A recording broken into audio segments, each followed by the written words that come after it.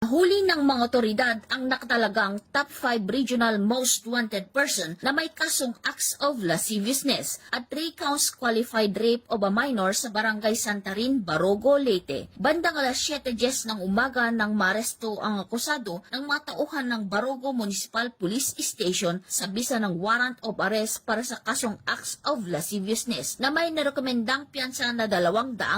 piso para sa pansamantalang kalayaan at para sa kasong 3 counts qualified rape of a minor na walang nirekomendang piyansa. Dinala ang akusado sa Barogo Municipal Police Station para sa kakulang dokumentasyon at tamang disposisyon. Patuloy ang ating kapulisan sa pagsasagawa ng mga operasyon upang mahuli ang mga lumalabag sa batas, maihatid ang hustisya sa mga naging biktima at mapanatili ang kaayusan at kaligtasan ng komunidad tungo sa minimithin natin na bagong Pilipinas.